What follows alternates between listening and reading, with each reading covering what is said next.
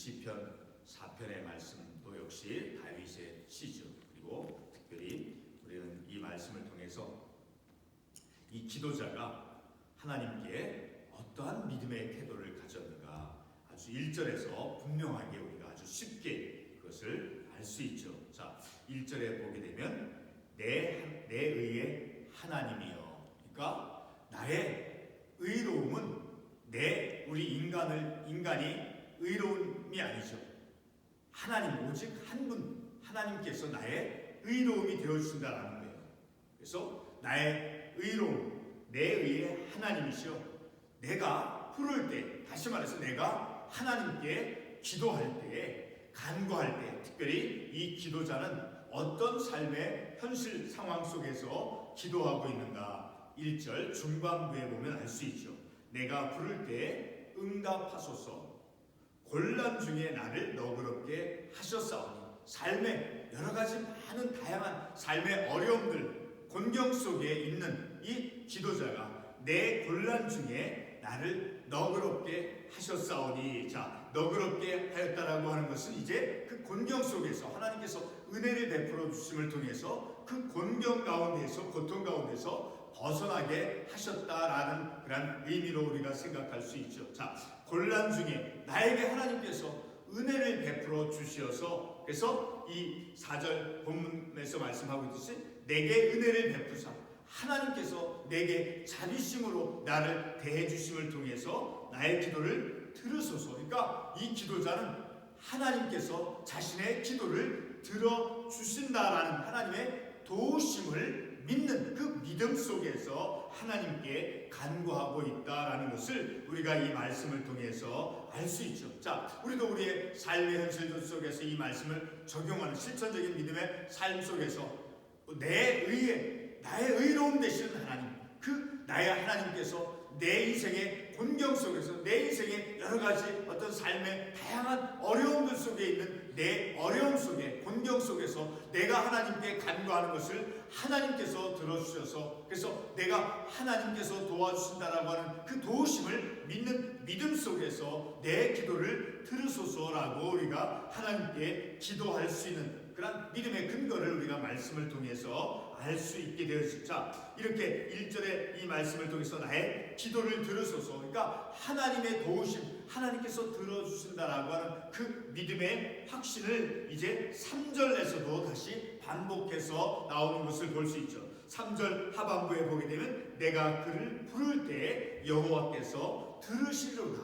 그러니까 이 기도자는 하나님께 간구할 때마다 내가 간구하는 그 나를 들어주시는, 나에게 도움을 주시는, 내게 은혜를 베풀어 주신 그 하나님께서 나의 기도를 들어주신다라는 그런 하나님의 도우심을 믿는 그 믿음 속에서 하나님께 기도하고 있다라는 것을 우리가 이 말씀을 통해서 알 수 있죠. 자, 계속해서 2절의 말씀을 보게 되면 인생들아 어느 때까지 나의 영광을 바꾸어 욕되게 하며 헛된 일을 좋아하고 거짓을 구하려는가. 자, 이 기도자는 이제 그 사회의 세상에 있는 어떤 부유하고 상류층에 있는 그런 하나님의 말씀에서 벗어난 사람들을 향해서 이제 그들이 헛된 것을 좋아하며 거짓을 구하는 그런 사람들을 향해서 이제 어떻게 삶을 살 것을 이제 요청하고 있는가. 우리가 4절에서 말씀을 통해서 알 수 있죠. 너희는 떨며 범죄하지 말지어다. 자, 그렇게 헛된 일을 좋아하고 거짓을 구하려는, 자, 그런 인생들을 향해서 이제 4절 말씀에서 말씀하고 있죠. 너희는 떨며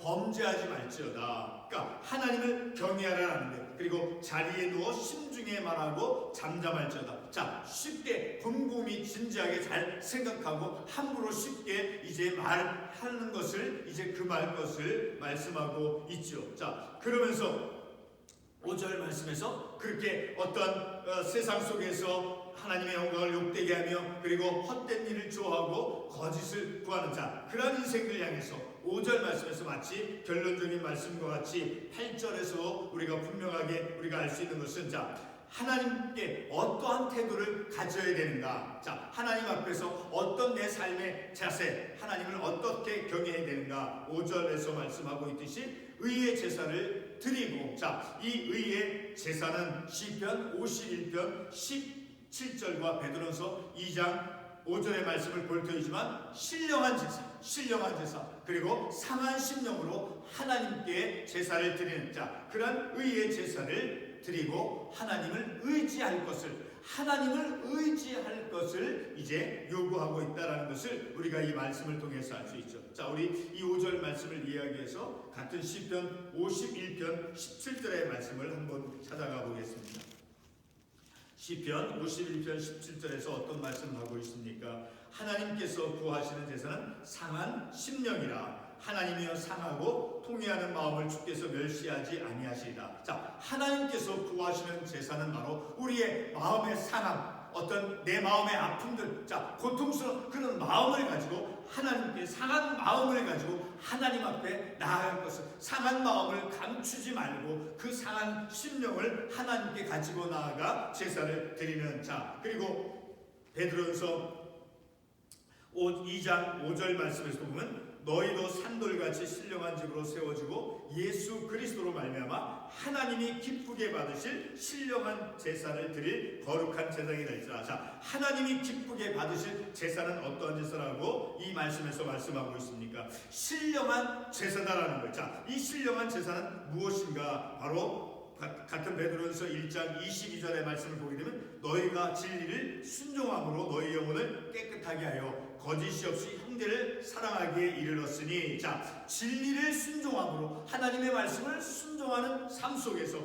그리고 그 순종의 삶 속에서 형제를 사랑하는, 그러니까 사랑을 실천하고 진리 하나님의 말씀을 순종하는 자, 그러한 삶을 살아가는 것이 바로 신령한 제사를 드리는 삶의 모습이 되어진다는 거예요. 믿음의 순종, 즉 형제를 사랑하는 그리고 하나님의 경외 속에서 삶을 살아가는 그런 삶의 현실, 하나님의 말씀을 진리를 순종하며 형제를 사랑하는 그런 실천적인 믿음의 삶에서 드러나는 것이 곧 신령한 제사다라는, 그것을 하나님이 기쁘시게 받으신다라고 말씀하고 있죠. 자, 그리고 같은 시편 50편에서 찾아보았듯이 상한 심령을 가지고 이렇게 하나님께 드리는 자, 그 제사가 바로 의의 제사다라고 우리가 말씀을 통해서 이해해 볼 수 있죠. 자, 이렇게 하나님 앞에 우리의 어떤 진리의 말씀을 순종하고 사랑을 실천하는 그런 하나님을 경외함 속에서 삶을 살아가는 것이 곧 우리가 하나님께 드린 의의 제사이며, 그래서 하나님을 의지할지어다라고 이 지도자는 말씀하고 있죠. 자, 계속해서 6절 이하에서 8절 마지막까지는 이제 하나님의 은혜에 대해서 찬양하는 그러한 내용의 말씀이 되어짐을 우리가 알 수 있죠. 자, 6절의 말씀을 보게 되면 하반부에 여호와여 주의 얼굴을 들어 우리에게 비추소서. 자, 주의 얼굴은 바로 하나님의 은혜를 상징하는 말씀이죠. 자, 그 하나님의 얼굴, 하나님의 은혜를 상징하는 그 은혜를 우리에게 비추어 주시옵소서라고 간구하고 있죠. 자, 우리 욥기 33장 26절의 말씀을 찾아가 보겠습니다. 욥기 33장 26절에 보게 되면 그는 하나님께 기도함으로 하나님이 은혜를 베푸사 그로 말미암아 기뻐했으며 하나님의 얼굴을 보게 하시고 사람에게 그의 공의를 회복시키시니라. 자, 하나님께 기도함으로 하나님이 은혜를 베푸셔서, 그래서 하나님의 얼굴을 보게 하시고, 그러니까 하나님의 얼굴은 하나님의 은혜를 상징한다라는 것을, 의미한다라는 것을 우리가 이 말씀을 통해서 알 수 있으니까, 그러니까 하나님께 기도하는 자, 자, 하나님의 은혜를 구하는 자에게 하나님께서 은혜를 베풀어 주신다라는 것을 하나님의 얼굴을 보여주심을 통해서, 그러니까 하나님의 은혜를 우리들에게 베풀어 주신다라는 것을 우리가 이 말씀을 통해서 알 수 있죠. 자, 같은 시편 31편 16절의 말씀도 한 군데 더 보겠습니다. 시편 31편 16절의 말씀을 보게 되면 시편 31편 16절 말씀 같이 한번 읽어보겠습니다. 주의 얼굴을 주의 종에게 비추시고 주의 사랑하심으로 나를 구원하소서. 주의 얼굴을 주의 종에게 비추시고, 그러니까 하나님의 얼굴은 주의 그 얼굴은 바로 은혜를 우리에게 가르쳐 준다라는 것을 알 수 있다라는 거죠. 하나님의 은혜를 의미하는, 의미를 상징해 준, 그러니까 하나님의 얼굴. 자, 이렇게 하나님의 은혜를 우리에게 비추어 주시옵소서라고 기도자가 간구하고 있죠. 자, 그래서 계속해서 7절의 말씀을 보게 되면 주께서 내 마음에 두신 기쁨은, 자, 그들의 곡식과 세포도주가 풍성할 때보다도 다른 어떤 물질보다도 바로 하나님께서 내게 주신 것은 바로 물질보다 더 귀하고 값진 무엇이라는 거예요. 하나님의 사랑과 하나님의 은혜다라는 거죠.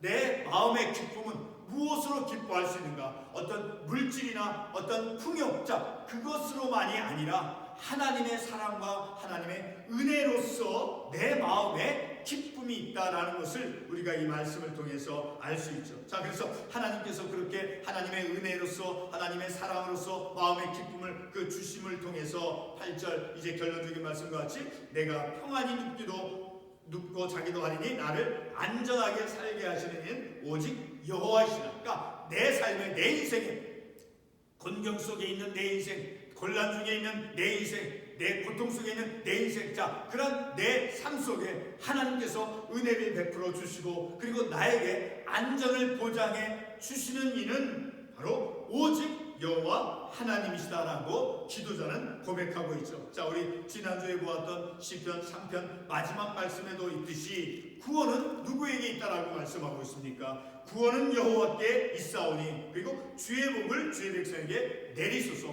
하나님의 구원하심, 그 우리가 하나님께로부터 구원받은 그 구원하심 하나님께 있고 그리고 복, 또 우리가 이 세상 속에서 하나님의 은혜 속에서 복을 누리며 삶을 살아가는 것도 그 복도 하나님에게 있다라고. 그리고 오늘 본문의 말씀에서 마지막 결론적인 말씀과 같이 내가 평안히 눕고 자기도 하리니, 그러니까 내게 평안을 주시고 내 삶 속에 안전을 주시는 이는 오직 여호와 하나님이시라. 구원도 하나님께 있고 그리고 내 인생의 평안함과 안전함도 하나님께서 주시는 것임을 우리가 이 말씀을 통해서 알 수 있게 되어지는 거죠. 자, 5절과 8절의 말씀이 오늘 우리가 아주 중요하게 보아야 될 말씀이죠. 의의 제사를 드리고, 그러니까 우리의 삶 속에서 진리를 순종하고 그리고 형제를 사랑하는 그런 하나님의 경외 속에서, 하나님을 경외하는 삶 속에서 의의 제사, 그러니까 하나님을 경외하는, 진리를 순종하고 형제를 사랑하는 그 삶이 바로 우리가 의의 제사를 드리는 것이다라는 거예요. 바로 그렇게 그런 삶을 통해서 하나님을 의지하고 그리고 우리에게 평안을 주시는